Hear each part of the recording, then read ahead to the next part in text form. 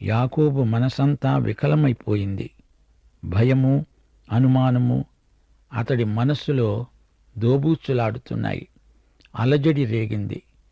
ఏశావును తను మోసగించిన విధానం చాలా నీచమైనది. తను జ్యేష్ఠత్వం సంపాదించవలసిన పద్ధతి అదేనా? దేవుడు అలా చేయమని చెప్పలేదే. దేవుడు తన సమయంలో సరైన పద్ధతిలో అది తనకు ఇచ్చి ఉండేవాడే. తనకు అంత సహనము లేకపోయింది. యబ్బోకు రేవు దాటి యాకోబు అక్కడే ఒంటరిగా ఉండిపోయాడు. ఒకవేళ ఏశావు వచ్చి తనను చంపేస్తే పోనీ తన పరివారమునైనా వదిలిపెడతాడు. అది యాకోబు ఆలోచన. 24వ వచనం. ఒక నరుడు తెల్లవారే వరకు అతనితో పెనుగులాడాడు. తాను అతణ్ణి గెలవలేకపోతున్నాడు. చివరికి యాకోబును ఆ నరుడు తొడగూటి మీద కొట్టాడు. యాకోబు తొడ నరం తెగింది. తొడగూడు విరిగింది. ఇదొక కుస్తీ ప్రదర్శన. యాకోబు కుస్తీ పట్టాడా? అసలు యాకోబు ఎవరితోనూ పోరాడడానికి సిద్ధంగా లేడు. ఇంతవరకు లాబాను మామతో వ్యవహారం, ఇప్పుడు ఏశావుతో ముఖాముఖి. ఈ ఇద్దరితో పోరాడి తను గెలవగలడా? అసాధ్యం. ఎటూ అతనికి తోచటం లేదు. వెనక్కు చూస్తే నుయ్యి, ముందుకు చూస్తే గొయ్యి. ఇప్పుడు మరో వ్యక్తితో పోరాటమా, ద్వంద్వయుద్ధమా? దానికి యాకోబు సిద్ధంగా లేడు. యాకోబు అంతకు ముందెప్పుడైనా కుస్తీ ప్రదర్శనలిచ్చాడా? అతడేమన్నా కుస్తీ వస్తాదా? కాదు. ఆ రాత్రి అసలే మనసు బాగుండక ఒక్కడే ఏకాంతంగా మిగిలిపోయాడు యాకోబు. అతని మనసు పరిపరి విధాల కలత చెంది ఉంది.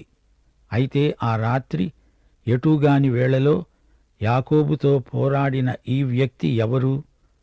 సోదరీ సోదరులారా, యేసుక్రీస్తు అవతరించకముందు అడపాదడపా నరుడుగా ఈ లోకానికి వస్తూ పోతూ ఉండేవాడు. ఈయన యేసుక్రీస్తే, మరెవరో కాదు. హోషేయ 12వ అధ్యాయం 1 నుండి 5వ వచనం వరకు వినండి. ఎఫ్రాయిము గాలిని మేస్తున్నాడు, తూర్పు గాలిని వెంటాడుతున్నాడు. మానక దినమెల్లా అబద్ధమాడుతూ బలాత్కారం చేస్తున్నాడు. జనులు అష్షూరీయులతో సంధి చేస్తారు. ఈజిప్టుకు తైలం పంపిస్తారు. యూదావారి మీద యెహోవాకు వ్యాజ్యం పుట్టింది. యాకోబు సంతతి వారి ప్రవర్తనను బట్టి వారిని శిక్షిస్తాడు. వారి క్రియలను బట్టి వారికి ప్రతీకారం చేస్తాడు. తల్లి గర్భమందు యాకోబు తన సహోదరుని మడిమనే పట్టుకున్నాడు. మగసిరి కలవాడై అతడు దేవునితో పోరాడాడు. అతడు దూతతో పోరాడి జయమందాడు. అతడు కన్నీరు విడిచి అతణ్ణి బతిమలాడాడు.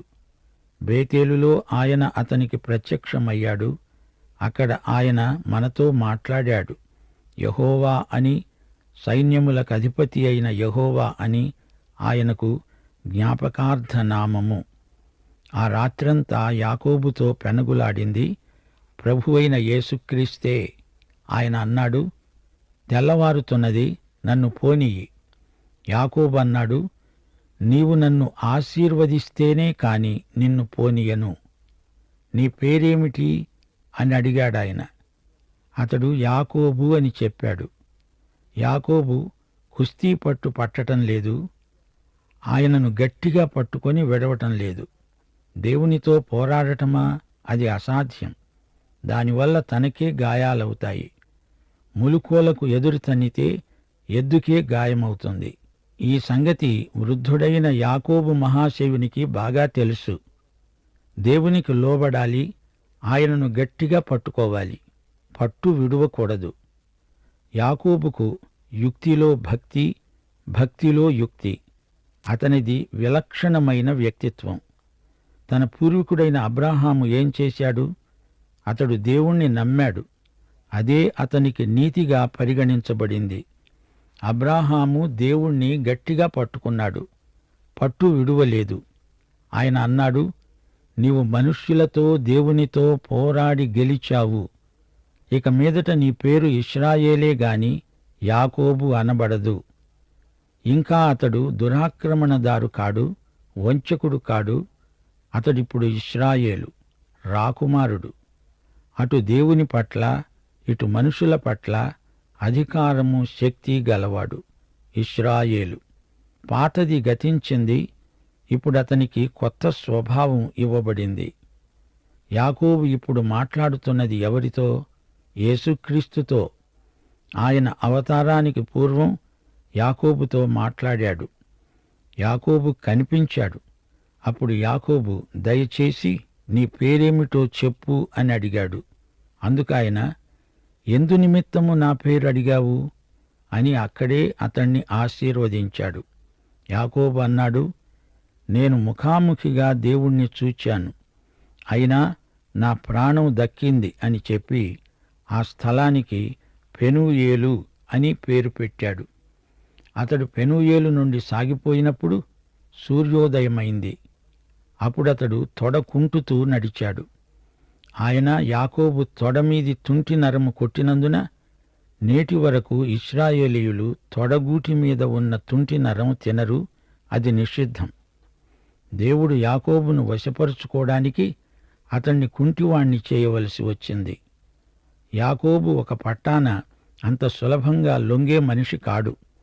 దేవుడు యాకోబు చిత్తమును తోసిరాజని పూర్తిగా అతణ్ణి మరమనిషిని చెయ్యడు. యాకోబు స్వచ్ఛందంగా లొంగిపోవాలి, లేకపోతే తన వ్రేలితో అతడి తుంటి నరాన్ని తాకుతాడు. అది చాలు, యాకోబు నడుములు విరిగాయి. దేవుడు తలుచుకుంటే యాకోబు ఎంత, అతని బలమెంత! యాకోబుకు ఇప్పుడు తెలివి వచ్చింది. నన్ను వెళ్ళనియ్యి అని దేవుడంటే, కాదు, నన్ను ఆశీర్వదిస్తేనే గాని నిన్ను వెళ్ళనియ్యను అంటున్నాడు యాకోబు. దేవుణ్ణి పట్టుకొని వేలాడుతున్నాడు. నిన్ను నేను విడువను దేవా, నీవు నన్ను దీవించు వరకు అంటున్నాడు. అతని జీవితంలో సంఘర్షణ ముగిసింది. అతనిలోని అంతరంగ పురుషుడు బలపడ్డాడు. ఇప్పుడు దేవుని మీద ఆధారపడి జీవిస్తాడు. మనస్తత్వ శాస్త్రజ్ఞులు అంటూ ఉంటారు, మన నరాల పటుత్వాన్ని బట్టి కొన్ని అలవాట్లు మనలో సహజాతములైపోతాయి. అప్పుడప్పుడు పాత స్వభావం తలెత్తినా యాకోబు ఇప్పుడు నూతన సృష్టి. పాతవి గతించాయి, అన్నీ కొత్తవి అయ్యాయి. ఇప్పటి నుండి అతడు దైవజనుడు. దేవుడిప్పుడు అబ్రాహాము ఇస్సాకులకే కాదు, తన తండ్రి తాతలకే కాదు, తనకు కూడా దేవుడు. అబ్రహాము, ఇస్సాకు, యాకోబుల దేవుడు. మనమందరము అలవాట్లకు బానిసలం.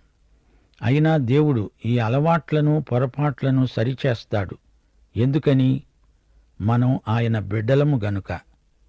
యాకోబు తల్లిదండ్రులతో ఉన్నప్పుడు, ఆ తరువాత పారిపోయి వెళ్లి హారానులో ఉన్నప్పుడు అంతవరకు అతడు శరీరానుసారి.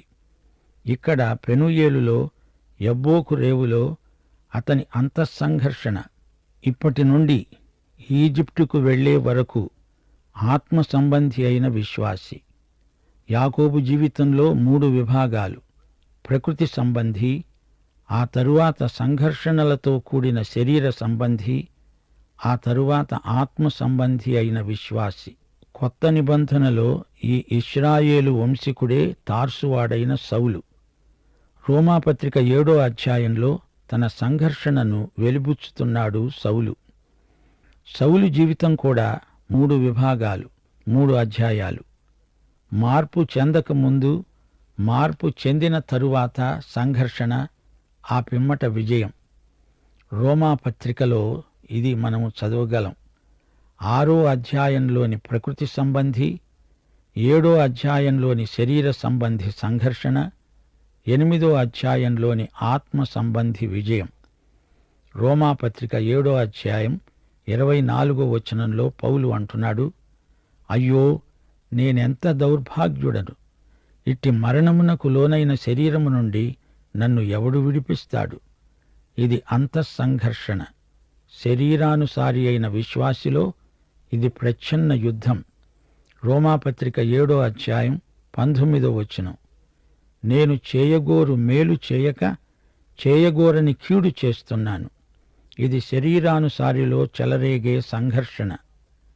రోమాపత్రిక 7వ అధ్యాయం 24వ వచనం, మన ప్రభు అయిన క్రీస్తు ద్వారా దేవునికి కృతజ్ఞతాస్తుతులు. సంఘర్షణ ఇప్పుడు ఒక పీడకల. మనస్సు విషయములో నేను దైవ నియమానికి, శరీర విషయములో పాప నియమానికి దాసుడను. కాని ఇప్పుడు మనలను ప్రేమించిన వాని ద్వారా నేను వీటన్నిటిలో అత్యధిక విజయము పొందుతున్నాను. రోమాపత్రిక 8వ అధ్యాయం 36వ వచనం. శరీరానుసారమైన మనస్సు దేవునికి విరోధం. శరీర స్వభావము గలవారు దేవుని సంతోషపెట్టలేరు. యాకోబు విజయ రహస్యమిదే. దేవునికి పూర్తిగా లోబడ్డాడు. దేవుడు దెబ్బ కొడితే కృపతో స్వీకరించాడు. దేవుని చిత్తానికి నీ చిత్తమును లోబరచటమే విజయం. యాకోబు పోరాటంలో గెలుపు అంటే దేవుని చిత్తానికి పూర్తిగా లొంగిపోవటం. ముగింపులో 1 కొరింథీ 10వ అధ్యాయం 11వ వచనం మీకు జ్ఞాపకం చేయగోరుతాను. ఈ సంగతులు దృష్టాంతములుగా వారికి సంభవించి యుగాంతమందున్న మనకు బుద్ధి రావాలని రాయబడినవి.